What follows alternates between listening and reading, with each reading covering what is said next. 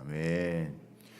오늘은 하나님의 두 가지 속성에 대해서 우리가 말씀을 나누도록 하겠습니다.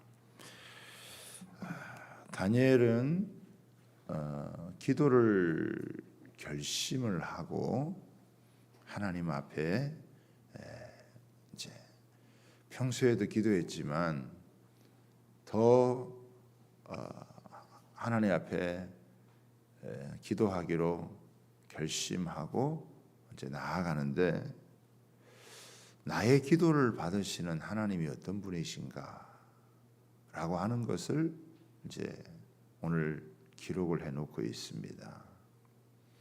그렇죠? 우리는 기도를 하면 막연한 존재에게 하는 게 아니고 내 기도를 들으시고 또 그 기도에 응답하시는 그 하나님이 어떤 분이신지, 이것을 그런 두 가지로 오늘 이렇게 기록을 해놓고 있습니다.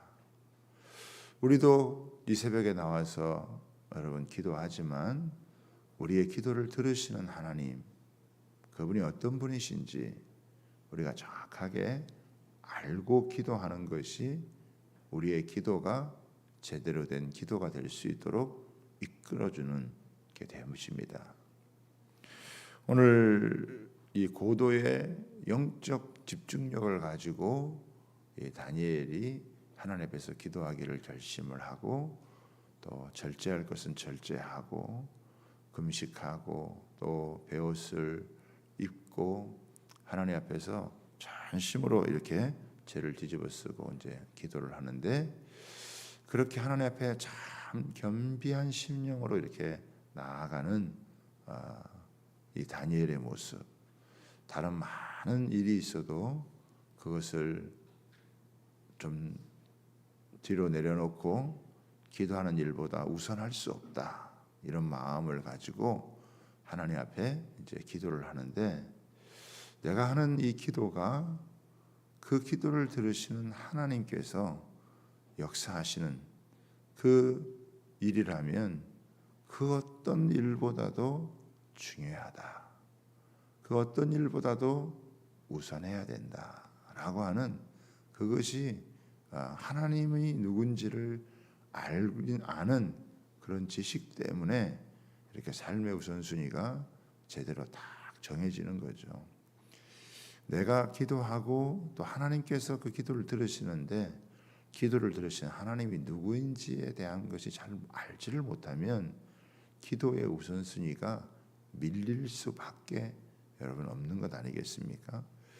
뭐 형편이 되면 하고 또 뭐 상황이 되면 하고, 그렇지 않으면 못하는 그런 기도가 아니라 모든 형편과 사정을 여러분 우선해서 기도에 가장 초점을 맞추고 기도하게 되는 것은 내 기도를 들으시는 하나님이 어떤 분이신지를 여러분 알기 때문에 다니엘이 이런 결단을 하고 기도해 나가는 것이다 라고 하는 것입니다. 그래서 완벽하게 두 가지의 균형을 이루면서 여러분이 하나님에 대한 부분들을 소개를 하고 있는데요. 자, 첫 번째는 뭡니까? 크시고 두려워할 주 하나님이라고 이렇게 이야기를 하죠. 하나님이 누구시냐? 크시고 두려워할 주 하나님이시다라고 하는 거예요. 다니엘은 이스라엘이라고 하는 나라가 그렇게 여러분 큰 나라가 아니잖아요. 아마 바벨론 포로로 끌려가기 전에 그 10대의 그 중반, 그 나이에 자기의 어떤 신앙을 지키고자 하는 이 절개를 가질 만큼의 신앙을 가졌지만, 어떤 면에서는 그 이스라엘 안에 있을 때보다 이 바벨론 포로에 끌려가 가지고 오랜 세월을 지나게 되어지면서 이스라엘이라고 하는 작은 그 나라의 하나님, 나라는 작지만 그 하나님이 결코 작은 분이 아니라고 하는 것을 그는 바벨론 포로에 끌려가 가지고 훨씬 더 그것을 깊이 경험을 했을 것 같아요.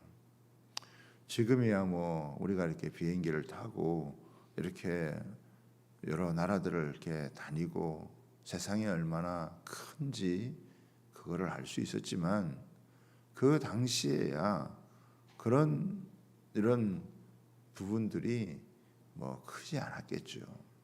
그런데 다니엘이 이스라엘에 있을 때에도 하나님을 알았고 섬기고 자신의 믿음을 지킬 수 있는 그런 그 절기를 지키는 신앙을 가졌지만 바벨론 포로에 끌려와서 이렇게 나라가 바뀌고 역사가 이렇게 바뀌어지는 그 과정들을 바라보면서 이 작은 이스라엘 나라 안에 국한되어지는 그런 하나님이 아니라 이 바벨론의 역사 가운데 메대와 바사의 역사 가운데 그것을 주관하시는 하나님이시라고 하는 것을 그 하나님에 대한 인식이 얼마나 크게 확장이 되어졌냐라고 하는 것이죠. 하나님은 예배당 안에 갇히는 분이 아니시잖아요. 제가 가끔 이제 우리 그 개척교회 목사님들 이제 만나고 뵈고 그러면 어떤 때는 조금 이렇게 주눅이 들어 있고 조금 연약해져 있는 모습을 보면 교회가 작다고 우리가 믿는 하나님이 작은 분이시냐, 나라가 작다고 우리가 믿는 하나님이 작은 분이시냐, 결코 그런 분이 아니시라 이거죠. 때로는 지하 작은 곳에 개척을 하고 해도 예배당은 작아도 우리가 섬기는 하나님은 상천하지에 위대하고 놀라우신 하나님이시다. 여러분, 저는 이제 크루즈를 한번 타봤거든요. 이 정말 이 배가 얼마나 큰지 진짜 밑에서 보면 입이 딱 벌어질 정도로 어마어마하게 여러분 큰 그 배가 밑에서 보면 얼마나 옆에서 보면 큽니까? 그러나 바다에 이렇게 뛰어보면 바다를 지나서 한참을 가다가 보면 그 배가 보이지를 않잖아요. 조그만 점에 비하면 그 바다가 얼마나 여러분 넓은지 그렇게 큰 배를 만들어도 조금만 항해를 하고 시간이 지나고 나면 그 크게 보이던 배가 정말 눈꼽만하게도 여러분 보이는 그런 모습을 보면 그 넓은 바다에 비하면 그 배는 여러분 얼마나 작냐 이거예요. 마찬가지로 우리가 생각을 해보면 하늘도 하나님께서 지으신 그 작은 일부분이라고 여러분 한다면 하나님이 도대체 얼마나 크신 분이실까? 에? 바다가 그렇게 드넓지만 그 드넓은 바다도 하나님이 지으신 일부분이요. 하늘이 높다고 한들 그 하늘도 하나님이 지으신 그 일부분에 지나지 않는, 그러니 그 하나님이 얼마나 크고 놀라우신 분이시냐. 하나님께서 우리 개인에게 관심이 있고 우리 개인의 기도를 하나님께서 들어주신다고 할 만큼 그런 참 세밀한 하나님이시지만 그분이 그냥 우리 동네 이웃집 아저씨와 같은 그런 분이 아니다라고 하는 것을 우리는 여러분 알아야 되는 거죠.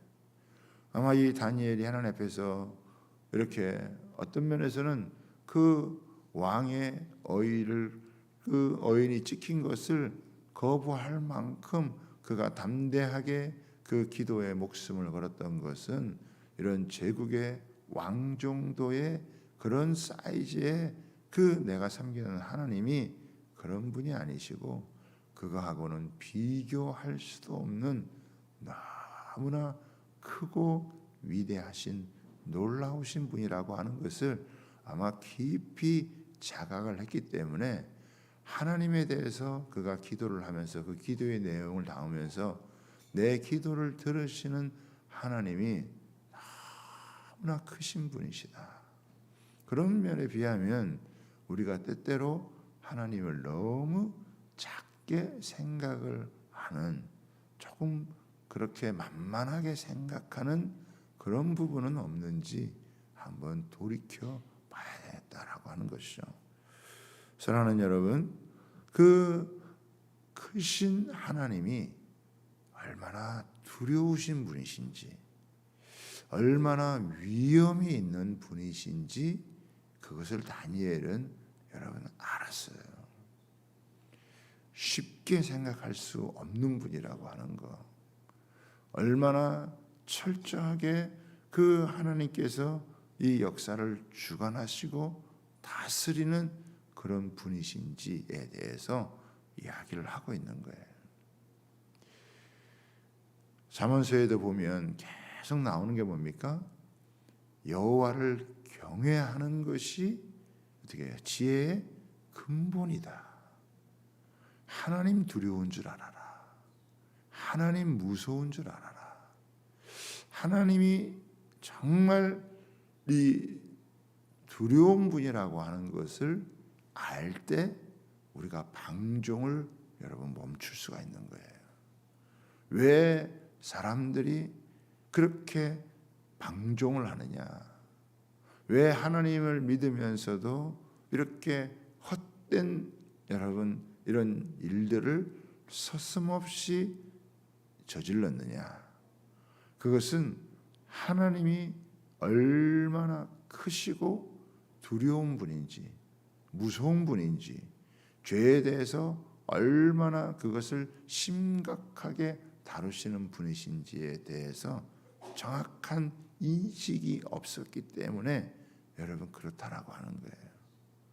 가끔 교회에서도 이렇게 하나님을 섬기고 믿음을 갖다가도 여러분 잘못된 행동을 하고 때로는 막 예배를 방해하고 하는 그런 일들이 벌어지는 게 왜 그러느냐? 우리가 섬기는 하나님, 우리가 믿는 그 하나님이 얼마나 크고 두려운 분이신지 거기에 대한 인식이 없기 때문에 그런 방종된 행동을 여러분 하게 된다라고 하는 거예요. 우리가 다른 거 말고 하나님에 대해서 하나님이 참 크신 분이구나, 하나님이 우리가 두려워해야 될 그런 분이시구나 라고 하는 것을, 하나님이 얼마나 철저한 분이구나 라고 하는 것만 우리가 제대로 딱 인식을 해도 우리가 함부로 여러분 행동하지 않습니다. 쉽게 그렇게 여러분 이렇게 생각하고 방자히 행동하지 않는다라고 하는 거예요. 이 다니엘이 자기의 모든 것을 여러분 거는 것은 하나님이 크시고 두려우신 분이고 하나님께서 모든 것을 주관하신다라고 하는 그런 인식이 너무나 그에게는 분명했기 때문에 그렇다라고 하는 거예요. 그러나 이제 이 한편만 여러분 가지게 되어지면 우리가 굉장히 어떤 면에서는 좀 위축이 되어질 수 있는 그런 모습을 여러분 갖게 되어지겠죠. 그런데 완벽한 균형을 이루도록 이 다니엘은 그 다음에 또 이 하나님에 대한 부분들을 이야기를 하고 있습니다. 자, 같이 한번 읽어보시죠. 4절 이후를 주를 사랑하고 주의 계명을 지키는 자를 위하여 언약을 지키시고 그에게 인자를 베푸시는 이시여. 하나님이 누구시냐? 하나님의 말씀을 따라서 좁지만 믿음의 길을 가려고 하고 하나님의 계명을 좇아서 말씀을 따라 살아가려고 하는 자에게 하나님께서 베푸시는 그 인자, 그 은혜, 그 사랑이라고 하는 것은 너무나 놀랍다라고 하는 것이죠. 그렇죠? 너무나 하나님의 그 사랑, 우리가 얼마나 참 죄악되고 허물이 많고 부족한 것 투성이고 실수 투성임에도 불구하고 그래도 하나님 말씀을 붙들고 그 말씀을 쫓아서 내가 믿음을 쫓아 살아가려고 붙들려고 살아가려고 할 때 하나님께서 그때그때마다 베푸시는 그 은혜가 얼마나 놀라운지, 아마 이건 뭐 다른 걸 생각하지 않고 다니엘이 자기의 삶을 돌이켜 봤을 때에도 왕의 진미를 거절하고 시험의 기간을 거치고 왕 앞에 섰을 때 그 얼굴이 너무나 빛나게 만들어 주었고, 이렇게 나라가 바뀌고 흥망성쇠를 거듭할 때 그때마다 하나님께서 자신을 하나님 앞에 이렇게 세워주어서 제국의 총리로서의 역할을 감당하게 하고 하는 이런 모든 일련의 과정들을 보면 내가 참 마음의 결단을 하고 하나님 앞에서 그래도 믿음으로 살아야 되겠다라고 하는 그런 고백과 그 모습을 가지고 기도할 때, 그렇게 살아갈 때 하나님께서 베푸시는 은혜는 자신의 결단과 결심보다 훨씬 더 큰 하나님의 그 사랑과 은혜가 그에게 넘쳐났을 거라는 거예요. 여러분, 심지어는 신명기에 보면은 하나님께서 그 계명을 지키는 자에게는 1000대까지 은혜를 베풀어 주시겠다. 기가 막힌 여러분 웅덩이와 수렁에서 건져 주시고, 하나님께서 우리의 하는 그 기도에 귀를 기울이시고 그 음성을 여러분 들으시고, 그래서 첫 번째 나오는 이 첫 절에 보면 4절에 앞에 보면 뭐라고 해요? 내 하나님 여호와께. 다니엘은 지금까지 지내오면서 그런 이 어마무시하게 크고 두려운 하나님이 마치 나 한 사람을 사랑하는 것처럼 사랑하시고 관심을 가지시고 붙들어 주시고 지켜 주시고 함께 하시고 은혜를 베풀어 주시는 그런 것을 보면서 그 하나님의 말씀을 좇아 살아가는 계명을 지키는 자를 향하여서 하나님이 약속한 그 언약을 신실하게 지켜 주시고, 그리고 그에게 인자를 베푸신다. 인자라는 게 뭡니까? 사랑이라는 거 아니에요? 그 하나님이 베푸시는 은혜 아닙니까?